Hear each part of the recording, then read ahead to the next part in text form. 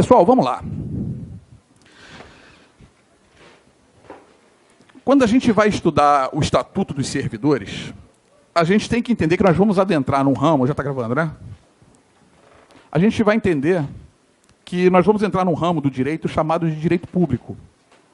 Então você tem que primeiro, antes de começar a estudar o Estatuto, se localizar juridicamente. O que você está estudando? Já que nós estamos estudando a ciência do direito.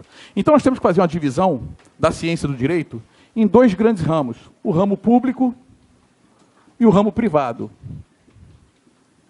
O direito hoje em dia acabou com aquela coisa, aquela dicotomia, aquele yin yang, bom e mal, certo e errado. O direito hoje ele se mistura. Você tem regras que preponderam de um lado e de outro. Quando eu falo direito público, é que preponderam regras de natureza pública, regras que visam defender a sociedade, a coletividade.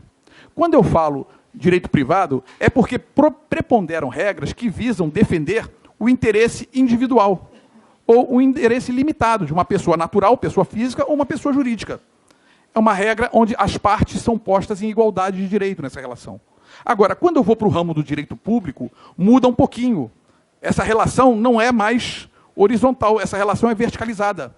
O Estado está se relacionando, o Estado no sentido amplo da palavra, né? O Estado está se relacionando com alguém, pessoa natural ou pessoa jurídica, né? E o Estado está numa posição de superioridade nessa relação.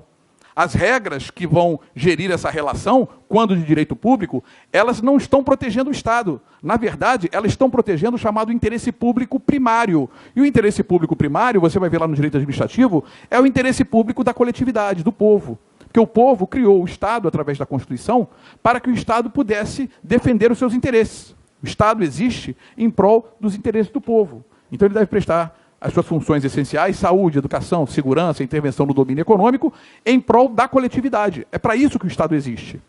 E aí o que acontece? Quando você tem intervenção do Estado, você tem, em regra, né, a aplicação das regras de direito público. Você tem um regime jurídico de direito público, onde preponderam duas regras fundamentais, né? A indisponibilidade do interesse público, tá? E a supremacia do interesse público. Isso você vai ver lá no direito administrativo. Supremacia do interesse público é, havendo um conflito entre o interesse individual e público, prevalece o público. Indisponibilidade do interesse público é, o Estado, ele é um gestor da coisa pública. A coisa pública não pertence ao Estado, pertence ao povo. Res pública, coisa pública, república. Nosso Estado é uma república. Então, é um Estado republicano. Então, o Estado, ele é um mero gestor da coisa, é um mero gestor do interesse do povo. Então, o Estado não pode abrir mão daquilo que não é dele, porque é do povo, não é dele. Então, você vai perceber que aí se encaixa a nossa matéria, aí se encaixa o nosso estatuto. Por quê? O Estado, na verdade, é um ente abstrato, que tem que ser concretizado. E ele é concretizado por quem? Por pessoas de carne e osso, pessoas natural, que passam a integrar essa estrutura do Estado. E essas pessoas passam a integrar a estrutura do Estado e agem como se o Estado fosse. E aí o termo que eu vou falar para você, eles são presentantes. É presentantes. Eles fazem o Estado presente. Não são representantes. Porque o representante é alguém que age em nome próprio por interesse de outro. O presentante é aquele que é o próprio. Então, por exemplo, nesse momento aqui, né, o curso para passar, sou eu dando aula para você. Eu estou apresentando o curso para passar. Não estou representando. Eu aqui sou o curso para passar. Então, quer dizer, no Estado é a mesma coisa. Quando você lida com agente público, é a mesma coisa. Você tem que ver se o agente público, se ele é agente público, e sendo agente público, ele é representante do Estado. Então, a relação de uma pessoa, enquanto agente público, com o Estado, ela é uma, quando pelo regime de direito público, ela é uma relação verticalizada. Então, é por isso que você vai entender que o nosso Estatuto, que é um regime legal, é um regime que eu não escolho as regras para eu trabalhar para o Estado. Eu tenho que aceitá-las ou não. Quando o Estado me chama para trabalhar para ele, ele diz que eu preencho as condições para trabalhar para ele, ou seja, ele me nomeia. Se eu aceitar as regras do jogo do Estado, eu falo, seu Estado, mas eu não quero triênio não, eu quero anuênio. Não posso escolher. Não posso, não dá. Vamos negociar, vamos juntar com mais 10, com mais 20, vamos fazer uma live aí, vamos tal. Não adianta, não dá. Eu não consigo negociar com o Estado. É a regra do Estado. Estou no meio do caminho, o Estado muda a regra do jogo, do regime contratual do meu trabalho. Que ele Não interessa. O Estado pode mudar unilateralmente. Por quê? Porque o Estado muda não no interesse dele, Estado, mas no interesse da coletividade. Porque é um regime que prepondera o interesse público sobre o interesse individual. Fica quem quer. Se amanhã ou depois a relação jurídica não tiver mais vários benefícios que você encontra, você pede para sair. Vai para outro lugar. Porque a relação é essa. Então, o nosso Estatuto de Servidores, ele vai se encontrar aqui, numa relação de direito público com o Estado. Então, sempre você tem que entender, sempre você tem que perceber que as normas entre o Estado e o funcionário, né, público, vou me chamar de funcionário, porque o Estatuto chama de funcionários, né, e essa relação é uma relação verticalizada, onde eu aceito ou não aceito. É por isso que o STF já disse isso mais do que claramente, que não existe direito adquirido a regime jurídico. O que isso quer dizer na prática? Então, eu falei para vocês aqui, eu estou lá há 25 anos no tribunal, estou ganhando triênio. Vai que amanhã, quer dizer, a cada 3 anos de efetivo exercício, né, aumenta um percentual na minha remuneração. E aí o que acontece? Amanhã ou depois, vou até bater aqui na madeira, né, se acaba com o triênio, né, que corta essa parte, amanhã ou depois, se acaba com o triênio, né, o que acontece? Eu não posso alegar, mas espera aí, quando eu entrei e fiz concurso público, tinha previsão de triênio. Então, eu vou ficar ganhando triênio, e quem entrar daqui para frente é que não vai ganhar triênio. Não é assim que a coisa funciona. Você vai aprender também depois lá que a lei ela não pode retroagir para atingir o direito adquirido, né, a coisa julgada e o ato jurídico perfeito. Até o momento em que eu ganhei triênio, meus triênios estão garantidos. Se a lei vem e diz que daqui para frente não tem mais triênio, eu não ganho novos triênios, mas eu não perco, porque eu já tenho isso incorporado ao meu patrimônio, eu já tenho um direito adquirido, eu não perco os triênios que eu já tenho na minha remuneração, até pelo princípio da irredutibilidade de vencimentos. Mas os novos triênios eu não vou adquirir. Por quê? Porque em razão dessa relação verticalizada, né, eu não tenho mais como brigar por essa regra. Diferente de você na iniciativa privada, você contratado pela CLT, onde você tem todas aquelas situações de convenção coletiva de trabalho, você tem, né, o acordo coletivo, você pode negociar, você pode ter 2 pessoas na mesma função ganhando diferentes, né, ganhando valores diferentes pela CLT, porque ali é a relação de cada um com cada qual, cada um aceita e vai negociando. Tá? Coisa diferente. É por aí que nós vamos adentrar. Então você vai perceber que o seu estatuto ele vai trazer para o quê, na verdade? Ele vai trazer as regras de relação trabalhista, né, entre o Estado, que está contratando, e o particular, que vai ser contratado e vai se tornar representante do Estado. É por isso que você vai saber quais são as regras, boa noite. Por isso que você vai saber quais são as regras de como que você ingressa no Estado, para trabalhar no Estado. Você tem o concurso público, você tem que saber qual é o prazo de validade do concurso público, quais são os requisitos para você ingressar no Estado no concurso público. É por isso que você vai saber ali quais são as formas que você terá de ingressar num cargo de provimento efetivo, quais são as formas, tudo bem? As formas de provimento do cargo público. Então você vai ter a nomeação, você vai ter a reintegração, você vai ter a recondução, você vai ter o aproveitamento, você vai ter readaptação, você vai ver quais são as formas de vacância do cargo público, como é que você sai desse cargo público, você vai ver quais são os seus direitos, você vai ver quais são os seus deveres, você vai ver o que acontece com você se você não cumprir com seus direitos, quais são as penalidades que você pode sofrer, o que tem que acontecer com você antes para que o Estado possa te aplicar uma penalidade. Quer dizer, a sindicância ou também, dependendo da gravidade da punição, o processo administrativo disciplinar, o PAD.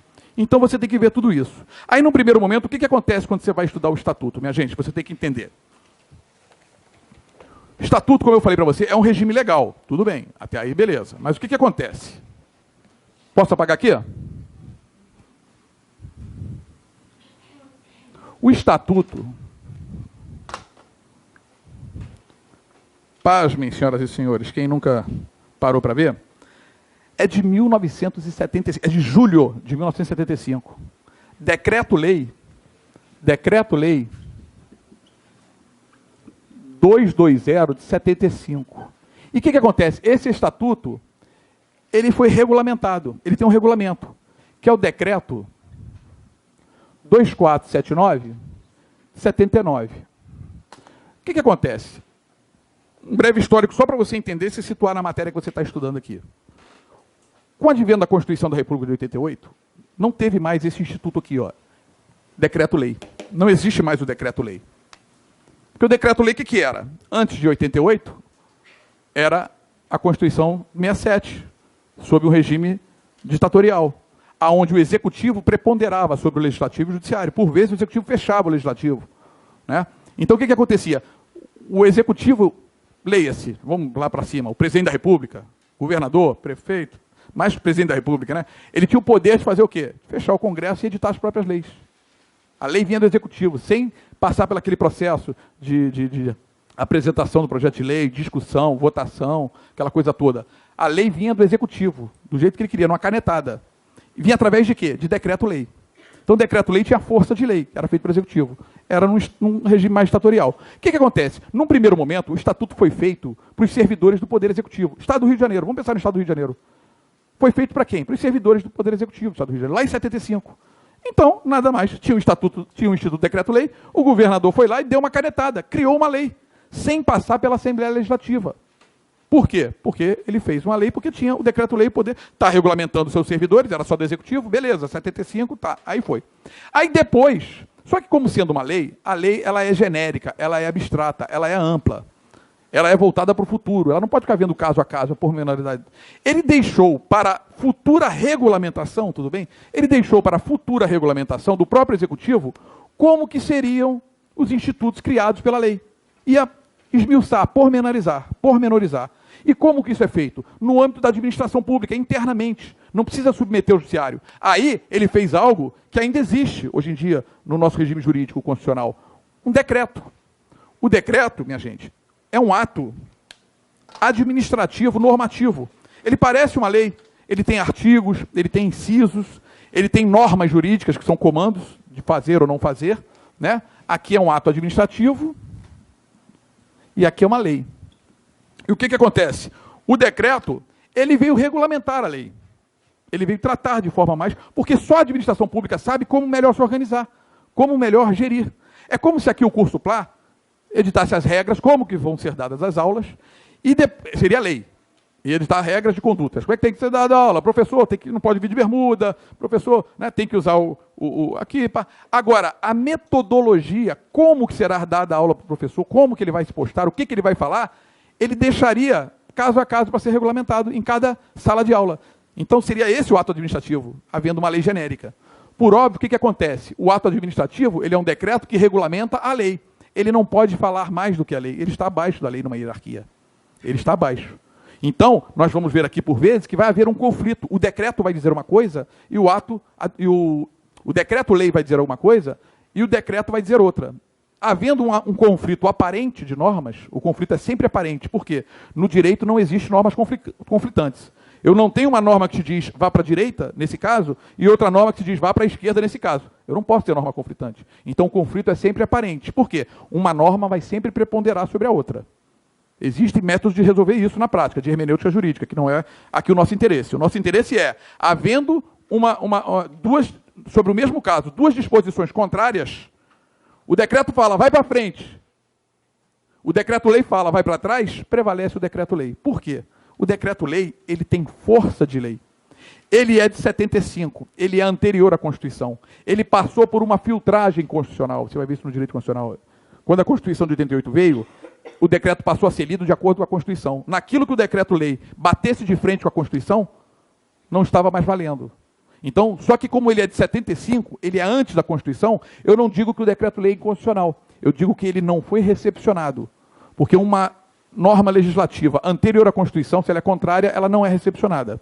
Então, os artigos, por exemplo, o Instituto da Transferência, o Instituto da Ascensão, a prisão administrativa, que porventura viesse a ter em qualquer regulamento civil, esses institutos não estão em vigor, não produzem efeitos. Por quê? São contrários à Constituição. Então você já começa a perceber que eu tenho uma piramidezinha básica de hierarquia de normas jurídicas que você tem que saber em toda a leitura que você vai fazer quando você for estudar o Estatuto dos Servidores. E que hierarquia é essa? Eu tenho isso daqui, ó. Eu tenho a Constituição, eu tenho a lei e eu tenho o ato administrativo. Como eu não tenho, na particularidade do decreto-lei, como eu não tenho mais decreto-lei, após a Constituição de 88, o decreto-lei foi recepcionado como força de lei.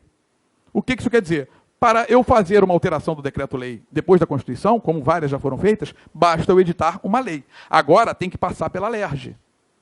Eu não posso fazer uma lei direta pelo governador, como foi o decreto, porque não existe mais esse instituto. Então, ele foi recepcionado como uma lei. Então, quando a gente estiver estudando nosso estatuto, nossa matéria, você tem que ter sempre isso em mente quando você for fazer sua prova. Por quê? A prova de estatuto, ela pode perguntar assim: à luz da Constituição, o servidor ganha estabilidade após? À luz do decreto-lei, o servidor ganha estabilidade após? Você não pode brigar com a banca. Você tem que fazer a prova de acordo com o que está escrito lá. Você tem que primeiro ler o enunciado, o caput lá da questão. Ele vai te indicar, vai falar, de acordo com o decreto-lei, você tem que lembrar o que você leu no decreto-lei, 220. De acordo com o Estatuto dos Funcionários Públicos Civis, ainda chama de funcionário público. Você tem que fazer a questão da prova de acordo com o Estatuto dos Funcionários Públicos Civis. De acordo com o regulamento, agora você vai ter que fazer de acordo com o regulamento. Porque a questão da prova está te dizendo assim. Ainda que seja contrário à Constituição. Então, olha o primeiro raciocínio que eu quero que você tenha. No direito, minha gente, você tem que entender isso. Toda regra no direito tem uma exceção, sempre. Você vai falar uma coisa, só que não. Então, eu não vou ficar aqui toda hora falando, é isso, aqui não, é isso, aqui não, senão eu vou virar um Caetano Veloso. Ser uma eterna contradição, falar algo ou não. Então, não dá. Quando a exceção for importante, eu vou falar para você, olha, agora, é isso que eu estou tentando explicar. Um primeiro momento, você tem que estudar, conhecer a legislação da seguinte forma. Estou lendo um decreto-lei, ele tem força de lei. Acabei de ler o decreto-lei, ou estou lendo junto, que é o ideal. Estou lendo o decreto-lei e o regulamento. Eu, Alexandre, tenho ciência que o decreto-lei prevalece sobre o regulamento. Mas eu não posso descartar o que está escrito no regulamento. Porque se a minha questão de prova disser assim, de acordo com o regulamento, ele não quer o que está escrito no decreto-lei, ele quer o que está escrito no regulamento. E eu tenho que saber. Ele não vai me perguntar assim, o que está no artigo 95 do regulamento? O que está no artigo 42? Isso assim ele não pergunta, mas ele vai perguntar o instituto, vai perguntar a matéria. Agora, eu também tenho que saber que quando eu estiver lendo isso, tanto o decreto-lei, que tem força de lei, quanto o decreto, que tem força de ato administrativo, o que é o regulamento, eles estão subordinados à Constituição. Então há uma hierarquia. Primeiro prevalece o que está na Constituição, segundo prevalece o que está na lei, e terceiro prevalece o que está no ato administrativo. Ponto. Eu entendi isso. Se eu vou fazer uma prova discursiva, analista, a prova discursiva vai fazer raciocinar mais. Eu tenho que expor as ideias. Se eu vou fazer uma prova de múltipla escolha, a prova vai me direcionar mais. A prova vai sempre me perguntar, olha, é decreto, é lei, é o estatuto. E aí você tem que responder de acordo com o que você está lendo. Ficaram juntos comigo nesse raciocínio? Tranquilo? Beleza? Muito bom. Exemplos. Tem demais. Por exemplo, a banca. A banca é triste, né? Teve uma questão de prova lá dos anos de 2008, se eu não me engano, que ele perguntava assim, não é penalidade prevista no Estatuto dos Servidores. Olha como é que é a maldade da banca. Não constitui penalidade prevista no Estatuto dos Servidores. Aí ele botava lá, letra A, jubilação. Letra B, não sei o quê, letra C. Aí letra C, prisão administrativa. Letra D, tal, papapá. Eu tenho duas penalidades aí, eu tenho duas coisas que não são penalidades no Estatuto. A jubilação e a prisão administrativa. Essa questão tinha que ser anulada, mas não foi anulada. A banca disse que o que não tinha no Estatuto era prisão administrativa. Porque quando você vai ler as penalidades administrativas, e data máxima vem agora que está sendo gravado, eu acho que o examinador, quando leu da forma errada que eu vou te falar aqui, e na hora de justificar o recurso, ele bateu de frente, ou por vaidade, ou por ignorância do Estatuto, ele manteve a posição dele, e a questão não foi anulada. Olha só, eu vou te mostrar o absurdo qual é. Quando você trata das penalidades que estão lá no Estatuto, ele fala assim para você. E eu já vi, por isso eu tenho medo, rapaz, o Google me dá um medo danado, porque o Google também faz cada coisa. Eu já vi uma vez, no concurso anterior, 2012, concurso de 2012, eu vi, eu não sei se alguém conseguiu assistir, fazer isso, cara. Os caras fizeram legislação em canto gregoriano. Joga no YouTube que você vai ver isso. O cara fazia toda sabe a lei falada? Para você ficar ouvindo? Cara, em canto gregoriano. O cara fala, artigo 59, penalidade. Sabe? Cara, não dá, bro. Eu acho que o cara leu um artigo e dormia. E ali, o cara leu a lei errada. O cara leu. Então, às vezes você pega umas coisas, vou ouvir a lei. Cuidado, gente. Cuidado. Vou ouvir a lei, né? Vou escutar a lei. Às vezes o cara te dá a situação errada. Eu vou te explicar por quê. Diz o artigo 46 do Estatuto quais são as penalidades. Então, tem o princípio da tipificação. O Estado só pode me punir. Veja, o Estado está acima de mim, mas ele não pode fazer qualquer coisa, porque ele é regido por 5 princípios que você estuda lá no Direito Constitucional, do artigo 37, o LIMP, não é? Legalidade, impessoalidade, moralidade, publicidade e eficiência. O princípio mais importante do direito administrativo é o princípio da legalidade administrativa, aonde o Estado só pode fazer ou deixar de fazer alguma coisa, senão em virtude de lei. O Estado só pode me punir em virtude de lei. O Estado só pode me aplicar as punições previstas na lei. Ele não pode me dar outras punições que não estejam na lei. Porque o Estado também nós vivemos num Estado democrático de direito. Significa, Estado democrático. É democrático porque ele ouve a pluralidade de pessoas. Ele ouve. Se vai seguir ou não a vontade é outra coisa, mas ele dá a oportunidade das pessoas se manifestarem. Isso é noção de democracia. Tá? E Estado de Direito. O Estado de Direito é aquele Estado em que as pessoas devem seguir o que está escrito na lei, e o Estado também deve seguir o que está na lei. Um Estado de Direito é aquele Estado que também cumpre a lei. Então o Estado só pode me punir de acordo com as questões que estão previstas na lei. Para você entender o que é jubilação. Jubilação, quando você estuda na faculdade pública, por exemplo, você tem lá, eu estudei na Unirio, por exemplo. Na Unirio, o curso de Direito 5 anos. Se você não termina o curso em 10 anos, você é jubilado. Jubilado é, tchau, vai embora, pé na bunda. Acabou, deu para ti. Não dá mais.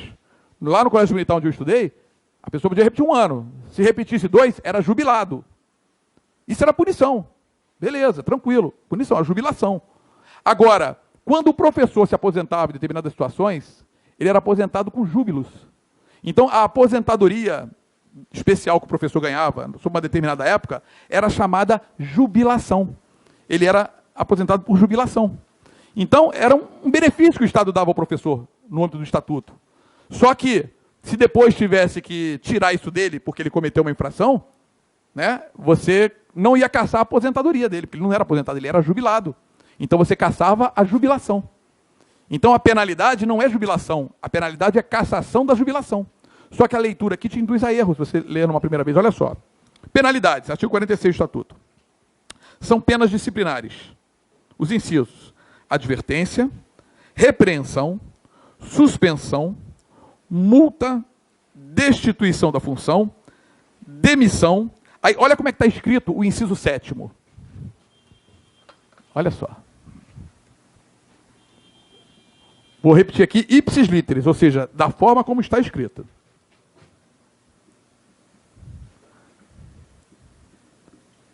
Cassação da aposentadoria. Não tem nem o da, quer ver? Não, cassação de aposentadoria, é de.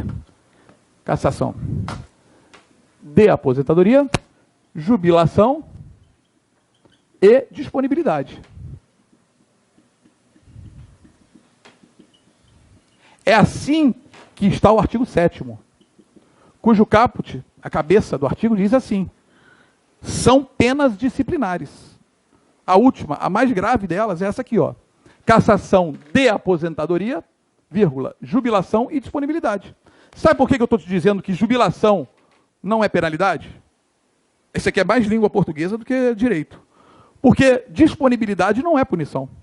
Você vai estudar o Estatuto e você vai perceber que disponibilidade é uma forma de inatividade remunerada. O servidor público tem 2 formas de se manter na inatividade remunerada. Uma delas, está aqui no Estatuto, é a disponibilidade. Disponibilidade não é pena.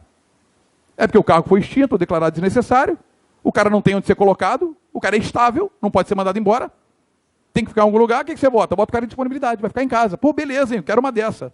Se você tiver 30, 35 anos de serviço, vale a pena. Se tiver 1, 2, 3 anos de serviço, não vale, porque você vai ficar recebendo proporcional ao seu tempo de contribuição. E aí o que acontece? O cara fica em casa. Surgiu uma oportunidade dele ingressar num cargo compatível, de escolaridade, de vencimentos, de atribuições, ele vai ser aproveitado. Então veja, disponibilidade não é penalidade. Então, se nessa oração aqui, se disponibilidade não é, se aposentadoria não é, e eu tenho antes aqui cassação de, é o quê? É cassação de aposentadoria, cassação de jubilação e cassação de disponibilidade. Mas o examinador não levou isso e você não ganhou, não adianta. Quer outra? Só para você perder o medo. Quer outra? Em 2011 foi editada uma lei que acabou com o estágio experimental. Nós vamos ver aqui o que é. O estágio experimental era uma etapa do concurso público. Você fazia a prova, né, escrita, passava pelo exame ou prova de escrita ou de títulos, fazia o exame de sanidade mental, era classificado, era chamado dentro do número de vagas para ingressar e exercer uma função, que era o quê? De estagiário, em estágio experimental. Você ainda era candidato, você não foi nomeado ainda. E aí o que acontece? Em 2011, veio uma lei complementar e acabou com o estágio probatório. Muita gente boa falava o quê para o concurso 2012? Acabou o estágio experimental, não estuda estágio experimental não, acabou, revogou o estágio experimental. Aí veio uma banca de Brasília fazer a prova em 2012, meteu uma questão com estágio experimental. Aí meteu recurso, pá. Não, porque Estado acabou, a banca falou o seguinte, olha só, a lei complementar que terminou com o Estado, não está pedida no estatuto, no edital. O que eu estou pedindo no edital é o estatuto. Estágio experimental está escrito no estatuto. E o cara, por vaidade, não recorreu, não anulou a questão. A gente sabe muito bem que o cara não tinha conhecimento. O estatuto lá de Brasília pegou, viu, leu o estágio experimental, gostou da ideia e votou na prova, mas não tinha mais. Então, tem certas coisas, por exemplo, o estatuto da transferência, da ascensão, que não pode mais, depois eu falo com vocês, o TJ, graças a Deus, às vezes, ele dá uns acertos, às vezes dá umas dessa. Mas, se mantiver a FGV, eu não acredito que vá haver grandes problemas em estatuto, não. Tá? Vai haver uma coisa mais tranquila. Mas acontece, é o que eu quero falar para você. Infelizmente, a gente não tem a bola de cristal saber como é que vai ser a vaidade do examinador quanto a isso. Tá? A gente tem que prestar atenção em relação a essa ideia, tá bom? Uma terceira observação muito importante também que eu quero dar a vocês, minha gente. Não é aqui para o nosso curso, que não dá, para o nosso objeto, não dá para fazer tudo isso. Eu vou comentar em alguns exercícios aqui. Mas você precisa fazer uma leitura extraclasse, que é o artigo 37 ao 41 da Constituição da República. Tá? Os artigos 37 ao 41 da Constituição da República, você tem que fazer uma leitura extraclasse, principalmente o 37 e o 39, porque eles tratam muito do regime jurídico dos servidores. Tá? Por exemplo, é lá que você vai saber que o servidor, na Constituição, diz que em qualquer estado, em qualquer município, no Distrito Federal, na União, o servidor só adquire a estabilidade após 36 meses de efetivo exercício. E o Estatuto vai dizer o que para a gente aqui? Que o período de estágio probatório é de 2 anos. A gente tem que saber as duas posições. Por quê? Se a prova perguntar, fizer um probleminha e falar de acordo com a Constituição, ou não fizer ressalva nenhuma, você vai colocar lá 3 anos. Agora, se a prova disser de acordo com o Estatuto, você tem que lembrar que o Estatuto está equivocadamente 2 anos. Na prática, a gente não aplica mais Estatuto.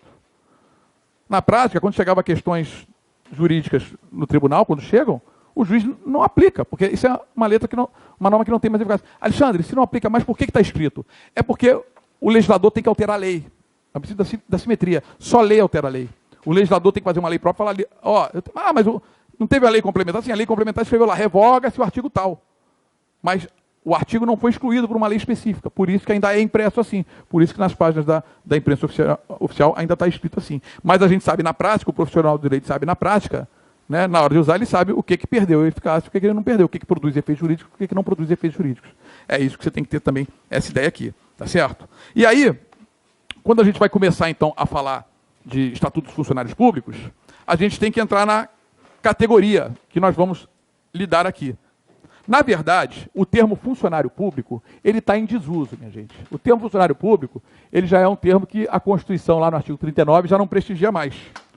O termo hoje, quando você quer designar qualquer pessoa, tá? Aí vai ser pessoa natural, tá? Qualquer pessoa que, de forma transitória ou permanente, que de forma remunerada ou não, exerça uma função estatal, essa pessoa é denominada agente público. É o termo mais amplo, é o termo... Se você quer saber se essa pessoa está vinculada ao Estado ou não, você vai chamar essa pessoa de agente público. O que eu quero te dizer? Imagina você está andando na rua e de repente passa por você um veículo com brasão, aquele giroscópio em cima, dentro do veículo 2 caras de uniforme, de boot, com um revólver aqui na cintura. Aí eu pergunto para você, eles são agentes estatais? Eles são agentes públicos? São. Num primeiro momento, a resposta que eu queria que vocês dessem era essa, são. Mas vem cá, e se essas pessoas forem uma escolta armada? Vocês já viram na Dutra? Aqueles caminhões com escolta de vigilância privada? Escolta armada não anda? A supervisão da escolta armada não tem giroscópio? O cara não anda com uniforme? Você veja que eu não falei farda, falei uniforme. Né? O cara não anda com uniforme? O cara não tem brasão lá da vigilância? O cara não tá... Botei 38, não botei pistola, porque não pode. O cara não anda com arma? Mas ele não é um agente público. Por que ele não é agente público? Porque ele não está exercendo uma atividade privativa do Estado. A atividade privativa do Estado é a segurança pública da coletividade. A segurança da escolta armada é uma segurança privada. Ele está ali na defesa do patrimônio privado, do caminhão. Se ele vira um roubo ali, ele não tem o dever de intervir. Você tem a faculdade, qualquer do povo, mas eu não recomendo. O Código de Processo Penal está lá. O agente público tem o dever e qualquer do povo tem a faculdade, né, de prender em flagrante quem se encontra em flagrante delito. Eu não aconselho você a se meter. Tem um colega aposentado da Polícia Civil, bem de vida, do Distrito Federal.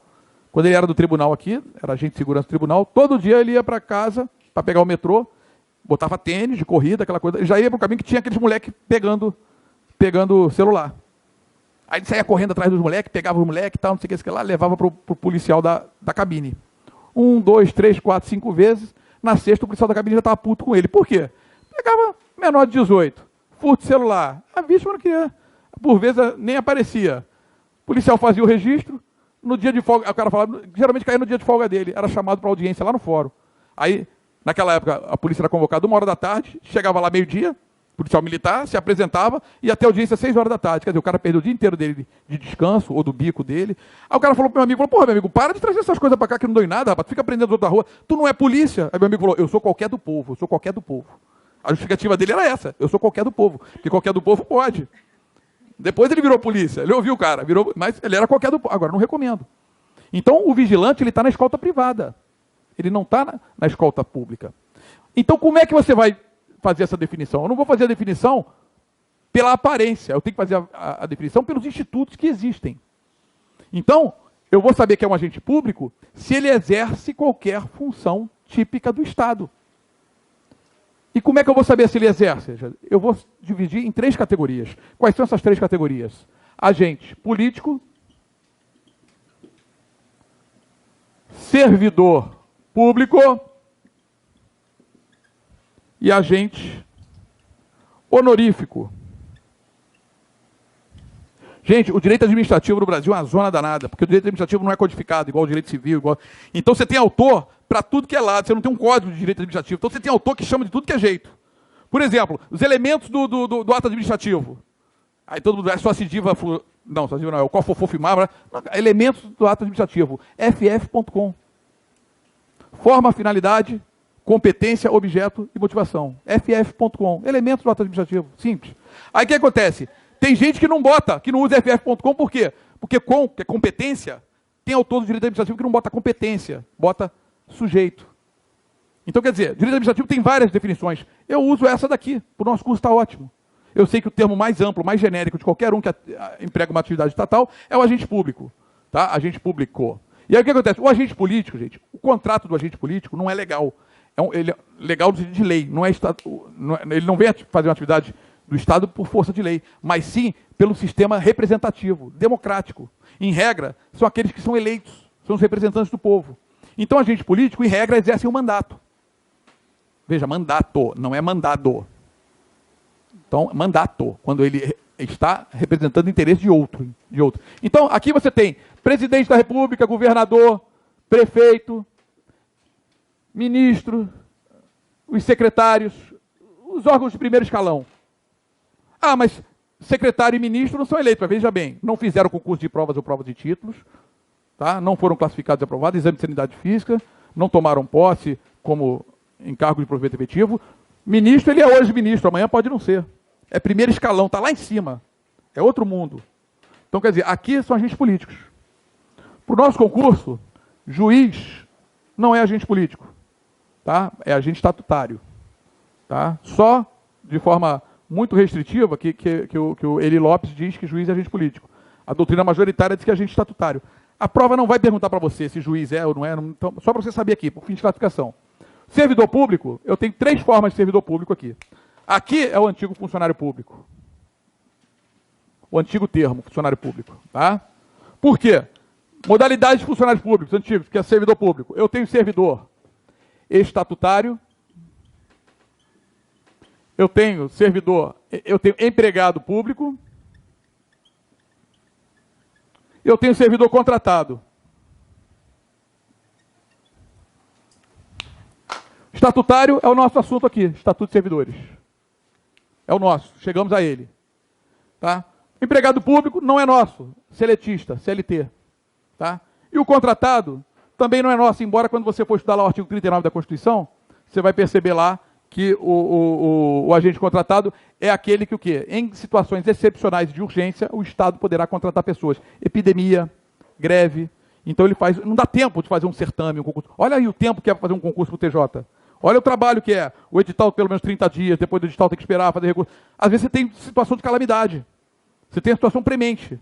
Então você precisa contratar pessoas, nem sempre por prova anterior, às vezes por critérios de apenas por qualificação. Se a pessoa é qualificada, você faz seleção dessas pessoas. Para exercer uma atividade típica do Estado de forma temporária. Em regra, o quê? No Estado do Rio de Janeiro? No máximo 3 anos. 2 anos, renovável por mais 1. Ele é contratado, ele não tem estabilidade. Por quê? Eu só vou ter estabilidade aonde, minha gente? Aqui, ó, no estatutário. É a grande diferença dos demais servidores. E eu tenho o agente honorífico, ou o particular, também chamado o particular em colaboração. É aquela pessoa que o Estado, devido às qualificações dela, o vínculo aqui não é o concurso público. Aqui o vínculo é o concurso público, aqui o vínculo é legal.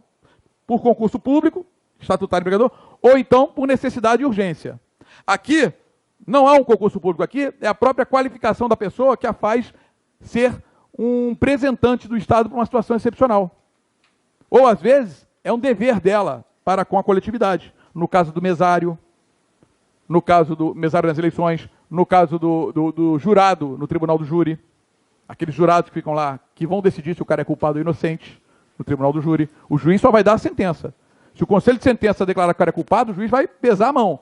Se o conselho de sentença disser que o cara vai ser absolvido, o juiz vai proferir uma sentença absolutória. No júri, quem manda é o povo. A pessoa é julgada pelos seus iguais. Então, os agentes honoríficos exercem uma atividade estatal, mas o seu vínculo que está é a sua qualificação. Né? O mesário, aqui, o tradutor, o perito, o intérprete. Essas pessoas vão exercer, momentaneamente ou não, o agente delegado, particular em colaboração. Titular de cartório, de registro, documento. Ele é ele fez até um concurso público, mas ele é delegatário da função pública. Tanto é que a grande diferença, o titular de cartório, ele não se aposenta. O STF já decidiu. O regime dele não está aqui. Ele não se aposenta. À época, que era 70 anos, não é isso? A aposentadoria era 70 anos, agora é 75 anos, correto? E a mulher? 75 também, não tem pegadinha. 75 para todo mundo. A PEC da Bengala botou o quê? 75 para todo mundo. Isso não vai para os delegatários de serviço público. O cara é titular de cartório, está lá entrando no cofre dele 180 mil por mês de arrecadação, 200 mil, 250. Trim. O cara, meu irmão, reza vida longa para ele, se você é parente do cara. Morfina todo Natal para ele, porque o cara ficar vivo. Porque enquanto o cara estiver vivo, meu amigo, vai estar lá, 80 e poucos anos, não tem problema nenhum. Porque ele é delegatário, não está aqui nesse vínculo. Então o nosso vínculo vai ser o vínculo que vai seguir a gente aqui, estatutário. Por quê? O escopo final do Estatuto é dar estabilidade. E dar estabilidade não em proveito do cara que fez o concurso para cá, mas em proveito da coletividade. Porque eu, agente público, vou ter que praticar certas atividades típicas de Estado, notadamente o exercício de poder de polícia. E o exercício do poder de polícia é o exercício que você tem de restringir direitos, né, e patrimônio da sociedade. Não estou falando aquela polícia que dá borrachada ou polícia que investiga. O poder de polícia é fiscal, sanitário, que aplica uma multa. O poder de polícia é o guarda de trânsito. O poder de polícia é o oficial de justiça que pode adentrar no imóvel. Poder de polícia, de restrição de direitos ou liberdades particulares. O exercício, atividade estatal. O cara tem que ter uma confiança para saber que ele pode praticar uma atividade estatal, por vezes conflitando com interesses externos ou internos, e ele não vai ser mandado embora. Porque ele está agindo de acordo com a lei manda. Então a estabilidade não é proteção para mim. A estabilidade é proteção para o público. E isso, minha gente, não é blá, blá, blá. Isso é prerrogativa. Nesse ponto, é uma realidade. Se você não botar as pessoas que praticam certas atividades estáveis, na hora que você tem um governo que você está contrariando o interesse do governo, sai todo mundo. Gente, com estabilidade a coisa já é essa zona toda que acontece aí. Você teve uma vez no Nordeste, tinha uma cidadezinha lá, 2 famílias. Eu falo com bastante tranquilidade do Nordeste, minha mãe é de Ceará e eu sou de Manaus. Então eu nasci mais longe ainda. Meu pai era militar, então nasci lá na Amazônia mesmo. Então o que acontece? No Nordeste tinha uma cidadezinha lá, uma vez, a reportagem do jornal Hoje, a família Moura e a família Silva. Quando o prefeito era Moura, contratava os Moura e botava os Silva para fora. Quando o Silva ganhava, botava os Moura para fora. Aí o Moura tinha uns Moura lá que eram estáveis, não podia mandar embora. Sabe o que o cara fez? Botou os caras para trabalhar na prefeitura debaixo de uma jaqueira. Não trabalhava dentro da prefeitura. O ser humano é assim, cara. Então a estabilidade existe, deve existir mesmo, porque é complicado. Tá certo? Aí quando a gente vai partir para a leitura do nosso estatuto, o que a gente vai fazer? O estatuto, ele vai começar a trazer as regras para você. No artigo 1º, como toda lei, ele começa se apresentando, dizendo para você quem é de quem ele está tratando. E é muito importante que você preste atenção, que você leia esse artigo 1º para você entender, para você não se confundir com as pegadinhas da prova. Pegadinhas da prova estão atinentes à terminologia. Nós, em direito, não podemos usar a terminologia errada. Não existem palavras à toa no direito. As palavras existem, estão ali, porque devem utilizar da maneira que o são. O artigo 1º é importantíssimo, porque ele fala assim: esse decreto-lei institui o regime jurídico. O regime jurídico é o conjunto de leis, conjunto de normas. Tá? Conjunto de regras. Institui o regime jurídico dos funcionários públicos civis do Poder Executivo do Estado do Rio de Janeiro. Lá em 75 foi só do Executivo. Mas em 90, tá? Em 1990, veio a Lei 1698, que é uma lei que não cai no seu estatuto, não esquenta a cabeça, só para você saber, para você entender o porquê que é assim. Veio a Lei 1698, que virou e falou assim, essa lei lá, autonomamente, olha, o Estatuto dos Servidores, dos funcionários, que ainda está escrito, é Estatuto do Funcionário Público, tá? Ó, dispõe sobre o Estatuto dos Funcionários Públicos, ainda é assim. Então a lei bota lá, Estatuto dos Funcionários Públicos do Executivo também se aplicam aos demais poderes, ou seja, ao Legislativo e ao Judiciário.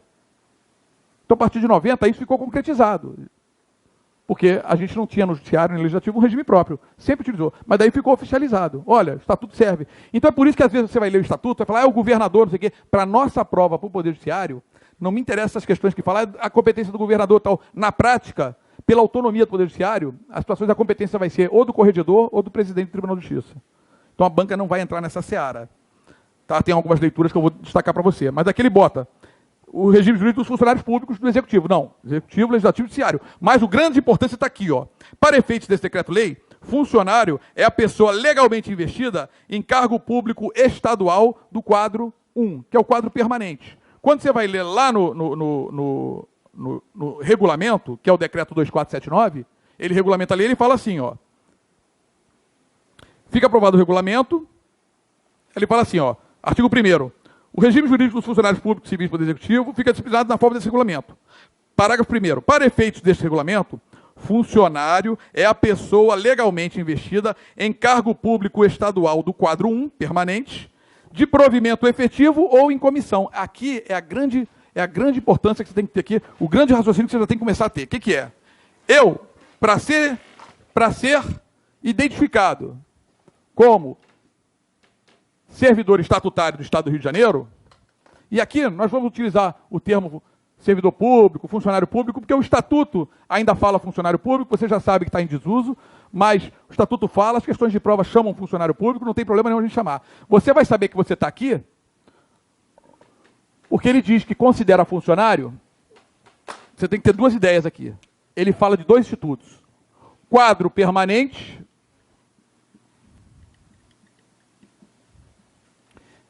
e o quadro permanente tem duas categorias.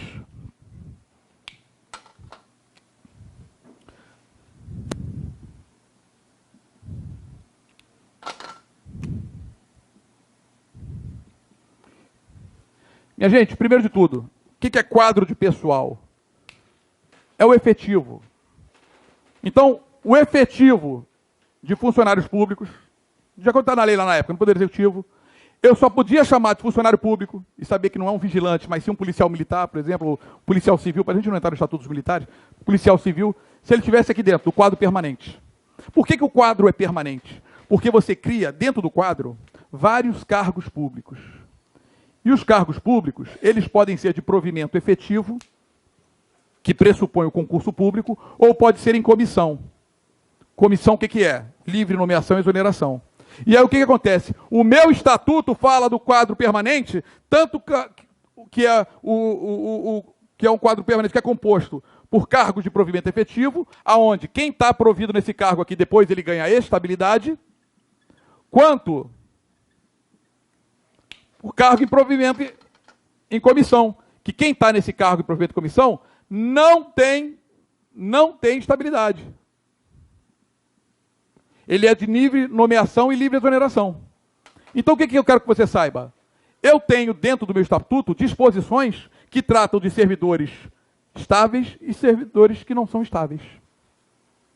Então, se a questão de prova perguntar para você assim, o Estatuto de Servidores trata somente dos servidores estáveis. Ele quer te dar ideia que você vai falar, porque no seletista, o servidor seletista não é estável. Não é essa a diferença que ele quer falar para você. Ele está fazendo uma pegadinha com você. Porque o Estatuto de Servidores trata dos servidores que integram o quadro permanente. E o quadro permanente é composto de cargos de provimento efetivo, que tem estabilidade, e cargo de provimento em comissão, que não tem estabilidade.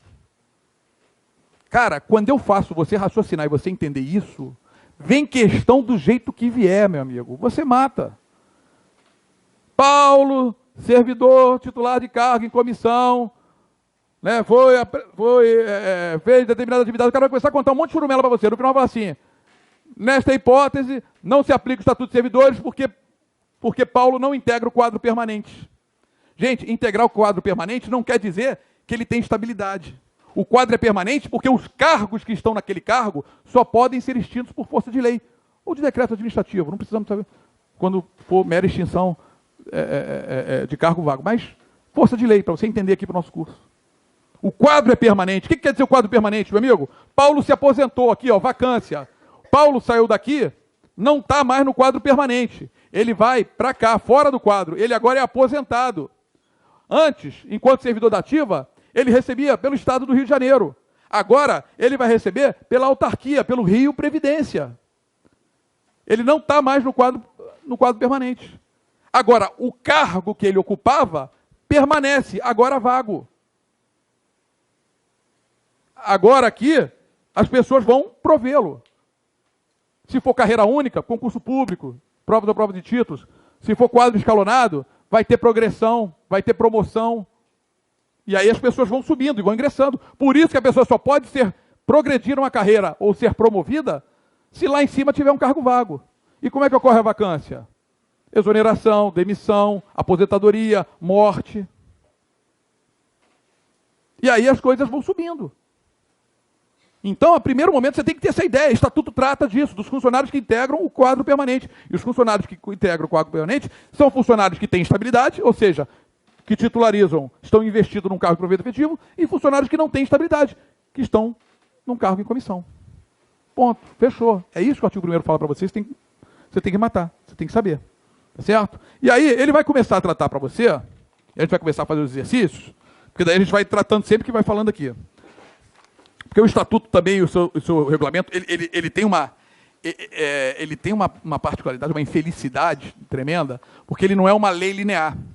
Você pega o ECA para estudar, você começa a estudar o ECA do artigo 1º, vai embora, vai bonito, tranquilo. Você pega o Estatuto do Idoso, Entendeu? Você pega custas, quando eu aula de custas, pô, que maravilha, começa a falar de custas ali, blá, blá, blá, blá, blá, vai embora, tranquilo, consolidação. Você pega o estatuto, ele começa falando uma coisa, daqui a pouco está falando de outra. Estatuto é de uma, sabe, de uma situação, uma bagunça, como caracteriza o Estado, que é chato. Então a gente tem que facilitar como? Tem que ir lá e voltar nas situações. O primeiro momento que você tem que saber realmente é como é que eu vou ingressar nisso daí, Alexandre. Como é que eu entro nisso? E aí, você vai entrar onde? No quadro permanente. Mas para eu ingressar no quadro permanente, eu tenho que ter um cargo vago. Vamos pensar primeiro aqui, em azul, cargo de provimento efetivo. Como que eu ingresso? Eu não tenho vínculo anterior com o Estado do Rio de Janeiro.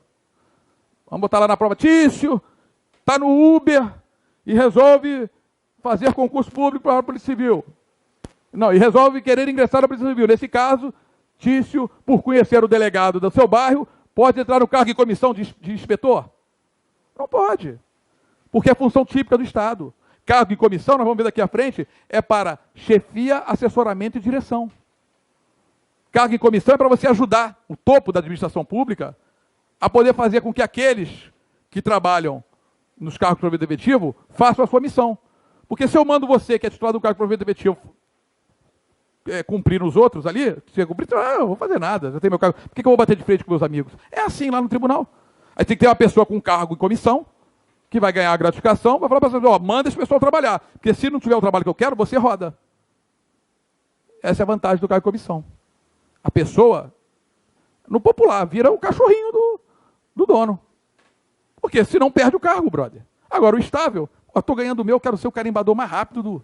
Você está entendendo? Quero ser o carimbador mais rápido do cartório. Tá bom. Ih, tá beleza. Não tem mais o que fazer.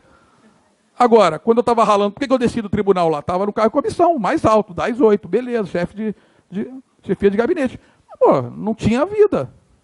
Muita coisa. O tribunal não é o tribunal mais eficiente do Brasil? Graças aos juízes, graças aos desembargadores e graças aos serventuários, porque a gente está lá, ralando, ajudando. Os desembargadores a minutar os votos, fazer o atendimento, fazer tudo. Muito trabalho. Não podia dar aula, coisa que eu mais gosto de fazer na minha vida. Resolvi ir para o lugar, com outro cargo de chefia, que eu posso ter um pouquinho mais de vida. Porque é muita coisa agora. Cargo em comissão. Se eu não fizer meu trabalho, agora é função gratificada. Vamos ver que se assemelha ao cargo de comissão. Vai ver o quê? Se a minha serventia que eu estou à frente não tiver a produtividade que o meu juiz quer que tenha, ele vai botar outro no meu lugar, assim como me colocou no lugar de outro. Simples. Agora, eu não perco o meu emprego. Eu posso ser o carimbador mais rápido do cartório, sem problema nenhum, que eu não perco, porque eu sou estável. Você está entendendo? A questão é essa. Então essa é a importância do cargo de comissão. Aí você fala, o Pedro está lá no Uber, quer ser policial. O que ele tem que fazer? Ele tem que ingressar. Ele não tem vínculo anterior com o Estado. Qual é a forma de provimento originário que o Estatuto me dá? A nomeação. Então, quando você entende que nomeação, dentre as formas de provimento originário, a nomeação, dentre as formas de provimento, a nomeação é a de provimento originário, você sabe que para ser nomeado, eu estou falando no cargo de provimento efetivo, você tomando posse, entrando em exercício, que é concomitante, nós vamos ver depois a particularidade aqui do cargo de provimento efetivo no Estatuto, você vai ser investido num cargo de provimento efetivo. E aí você vai começar a praticar as atividades. Mas você fez um concurso público de provas e títulos, você atendeu os requisitos de idade, você atendeu aos requisitos de escolaridade, você tem bons antecedentes, você passou pelo exame de sanidade físico e mental. Não é exame psicotécnico, é exame de sanidade física e mental. E aí você foi aprovado dentro do número de vagas. E sendo aprovado dentro do número de vagas, o Estado vai elencar e vai começar a chamar. Mas ele vai chamar a Bangu? Não. Ele vai ver quantos cargos de provimento eu tenho vazio. E vou chamar. Eu não posso ter mais pessoas do que o número de cargos vagos que eu tenho. Não posso. Aí ele vai começar a chamar o cara. Como é que ele chama alguém para nomeação? Como é que ele chama alguém para trabalhar? O Estado chama. Ele nomeia. É a chamada nomeação. Nomeação. Regra dos estatutos. Eu sei que muita gente aqui já estudou o estatuto, a Lei 8.112, Estatuto Federal, muita gente já estudou o estatuto de prefeitura de outros lugares, ou de outros estados. Regra natural dos estatutos. Depois eu vou ter que dar exceção, porque o Estado do Rio de Janeiro é exceção. Cargo de provimento efetivo. Como é que funciona? Há uma trilogia. Som. Está saindo? Som. Há uma trilogia E como é que é essa trilogia? Nomeação, o Estado fala para você, Paulo, venha estudar. Venha trabalhar para mim. Você foi classificado no concurso de provas ou provas de títulos, tá dentro do número de vagas, e aí você preenche os requisitos, vem trabalhar para mim. Paulo vem e fala, eu aceito trabalhar para você. Paulo toma posse. E agora Paulo começa a trabalhar, entra em exercício. Essa trilogia, nomeação, posse e exercício, constitui um instituto chamado investidura. Investidura. Investidura. Quando você fala que o cara está investido no cargo, o que, que é? Paulo foi chamado,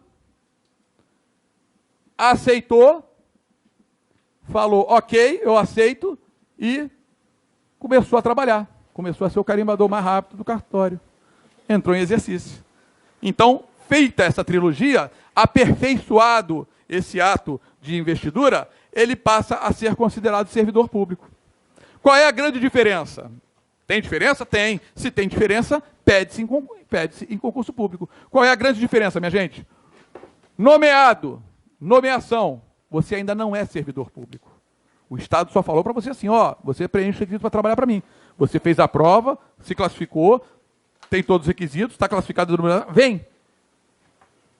Aí você fala, eu desisto. O 06 lá. Não, não vou não, quero não. A nomeação é tornada sem efeito. Veja, nomeação, se o cara não vier para posse e exercício, a nomeação é tornada sem efeito. Ele não é exonerado, porque ele não foi investido no cargo ainda, ele só foi nomeado. O Estado se limitou a dizer que ele pode vir trabalhar. Agora, ele fala, não, eu quero trabalhar. Eu prometo bem e fielmente exercer as minhas funções de carimbador lá na serventia. Eu prometo, eu juro que eu vou. Você vai lá, assina seu termo de posse. E, ó, a partir de amanhã está lá você na comarca de Varriçai. Entra em exercício. Aqui você já é considerado servidor. O que quer dizer que você é considerado servidor? Já começa a ser sujeito de direitos e obrigações perante o Estado. Quando você entra em exercício, aí você começa a parte que mais interessa, a parte remuneratória, a parte de contagem de tempo de serviço.